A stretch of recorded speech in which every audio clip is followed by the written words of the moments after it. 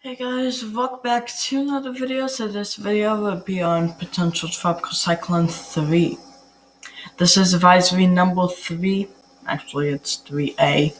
At 4 a.m. CDT on Friday, June 18th. Rainfall and considerable flash urban and small stream flooding beginning on the central Gulf Coast, with flood impact spreading northeastward into the southern Appalachians. Tropical storm conditions are expected to begin in areas near and about to the east of the central along portions of the central Gulf Coast from Intracoastal City, Louisiana to the Okaloosa/Walton County line in Florida, including New Orleans. So the storm surge we have from Cameron to Intracoastal City, 1 to 2 feet, from Intracoastal City all the way to Okaloosa/Walton County line, we're at 2 to 3 feet, including Vermilion Bay 2 to 3 feet, and Mobile Bay 2 to 3 feet. Lake Pontchartrain and Lake Maribas is 1 to 2 feet, and the Okaloosa/Walton County line to Panama City, we have 1 to 2 feet of storm surge. Do not believe that anybody has to be evacuated yet. That is the key word. But so we have about an average of 6 to 10 inches, which is a lot of rainfall, but we might have some places up to 12-ish inches. So here's the greatest flash flooding risk for the next 3 days. So we have day 1. Let's look at the days. Let's zoom in so y'all can see. So day 1, we have a moderate risk for excessive rainfall/flash flooding, which is a 20 to 50%. 1 second. Everything's like that. But so the moderate risk, so we have a 20 to 50% chance for flash flooding for day number 1. So if we go to day number 2, we have a larger area for the moderate, and then we have slight and marginal also. So tropical storm force and wind probabilities, we have only about 50 to 60. You might be like, what's this green over here? That's actually a different storm, and there's tropical storm watches. But I will post on that probably tomorrow. But yeah, so 50 knots to hurricane, no. Actually, probably off of the coast of South Carolina, to be honest. But so here,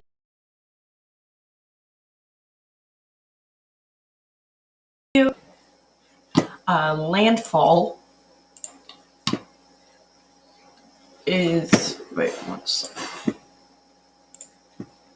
So where it's making landfall is located in this blue.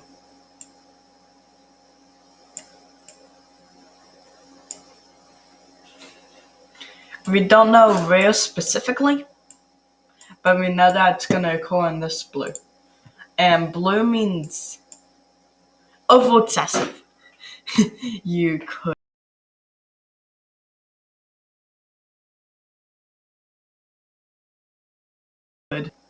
walk with me. Come on. Okay, should be walking. Okay, so we see that I will be taking a turn to go into the southern Appalachians, into the Carolina, Alabama, Georgia, Florida Panhandle. But the Florida Panhandle would just be getting majority of the heavy rainfall and possible severe storms. This is the main area for this region is the main area for tornadic activity. Due to that, normally tornadoes are on the north right hand side. So it's going to be going like this. And it's just on the right side. But we do see that we are getting into some droughted areas. But hopefully it doesn't rain, like it rains good enough, but don't pour. Because if it pours, then we're going to have more flooding than what we should. So parts of Georgia, parts of Florida, parts of the Carolinas are all seeing some portions of drought. Carolina and South Florida, coastal Carolinas and South Florida are the major ones, up to D4 and up to D3. But mostly it's about like an average of D1 or D2, which is just meaning the severity of the drought. But we see that this of here, portions of Mississippi and Alabama and Florida, probably will go up one. So if you're in the blue, well, you can't really go up. If you're in the dark green, you can probably go up to blue, and then you see where I'm going. And then this way is different. But let's go on over to the next one. So track. So we have all the tracks, but we still see some models. I assume these models are a bit late, maybe from yesterday, these models, and they just haven't changed yet. Then we see most of the models make landfall about a bit east of New Orleans. And yes, I do call it New Orleans. Don't yell at me, please. Don't. But if you look at the interactive map,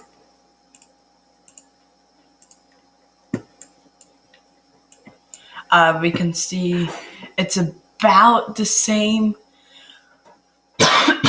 It's in between of Huma, one of them two. And Morgan City, it's between one of them two.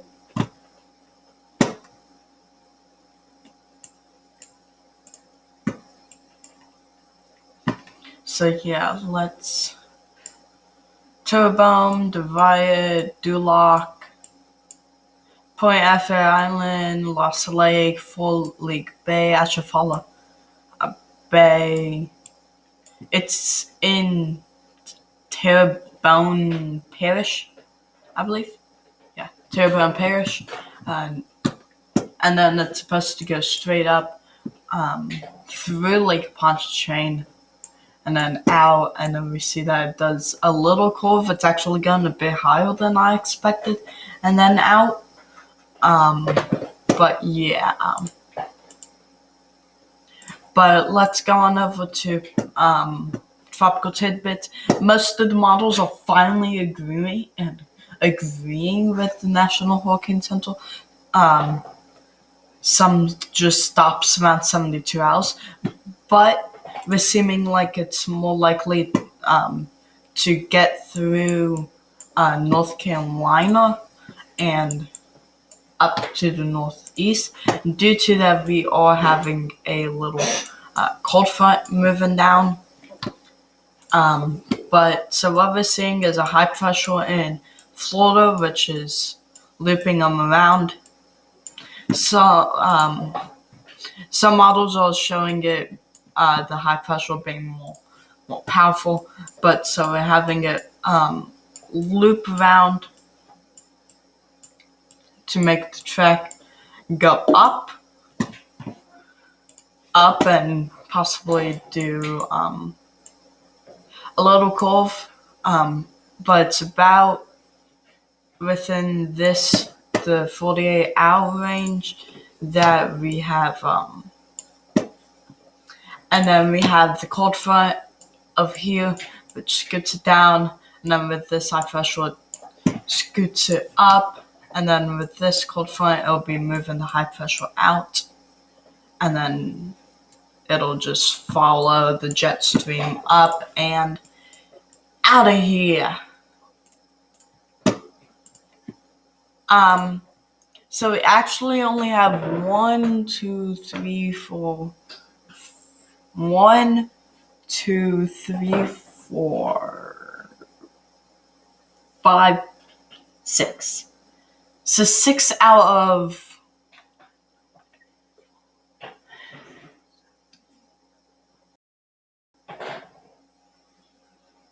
11 models. So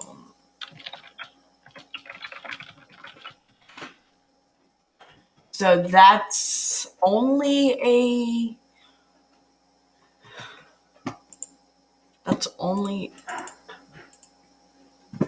wait, did it wrong. You're supposed to be 11 and you're supposed to be 6. 54%.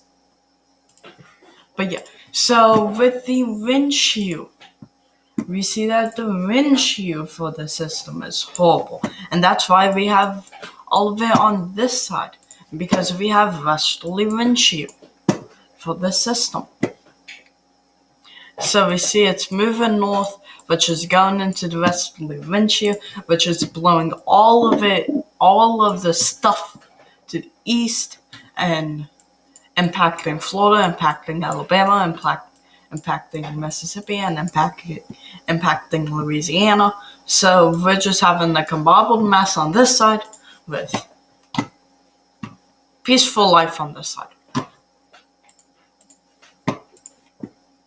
So let's look at windy. One moment. Don't know why that happened.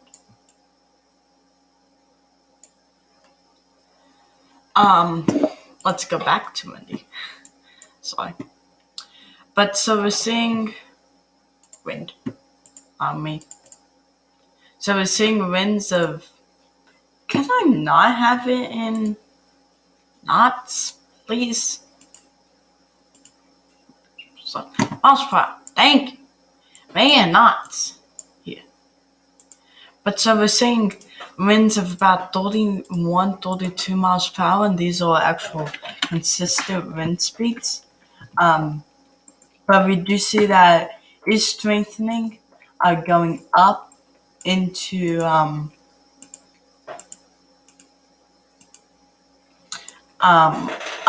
Louisiana, with most of the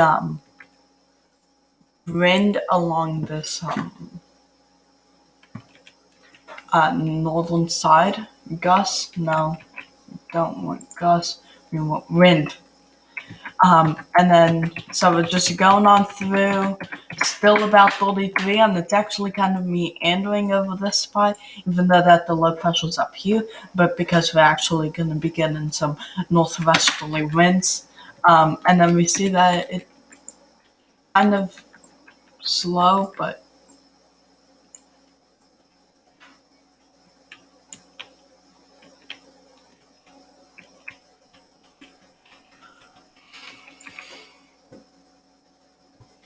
you're taking a while, Wendy. Don't have all day. And then, so we see that it escapes with the cold front, not really having more wind than what we expected, according to the GFS model. According to the Euro model, we actually see that it's a bit north, but it's actually more elongated, because look, here is where the low pressure is located. We're having some winds up Ocracoke.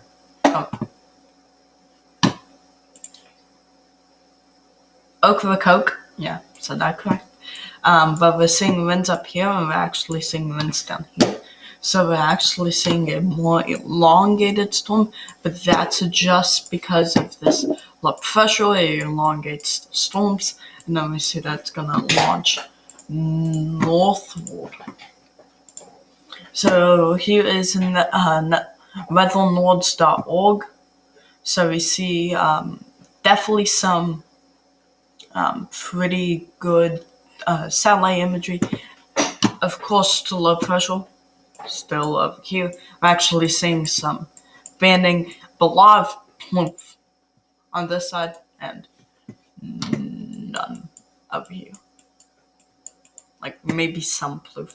But this actually looks like a possible remnant that could be impacting an area of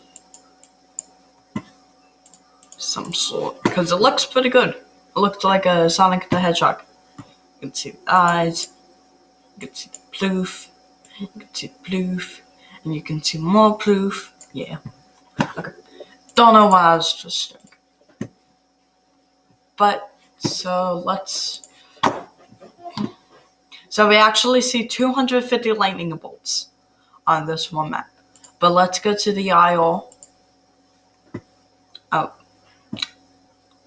Oh, zoomed in. Zoom out, please. No, non-zoom. Zoom in. Zoom in. Thank you. So we do see some... Sorry. Just ain't wanting to work for me today. It ain't wanting to work for me. Nice. Okay, so we're seeing some nice convection within the eastern side. As I said, even though that the low pressure is located here, the eastern side is looking pretty good. Here's the NAM 3-kilometer model at the latest run. So let's just go on up. I actually think he might have updated. Oh, and we actually do have a whatever it's called going around, a recon, and we'll talk about that just after I talk about this. So we see that the rain will be starting around now, but we see that this little band of severe storms are moving over into the Florida Panhandle, into Alabama, into Georgia, and the Florida Panhandle. But we do see that it does have a track, but this storm will be moving upwards, and then we have X right there, and then, yeah. But yeah, 1 second. Yes, do not ask, I am live streaming this, so if you want to see it, then you can. Plead yourself. But so we do see probably about an average of about 7 miles per hour. Not really the rest, but it is strengthening, and we might get Claudette. Don't know why they haven't called this a tropical depression yet. They might in this upcoming advisory, which will be at 10 a.m. CDT. Well, I hope that you enjoyed this video. Make sure to leave a like and subscribe. Also hit that notification bell so you get notified whenever I create another video. Have a good day and stay safe.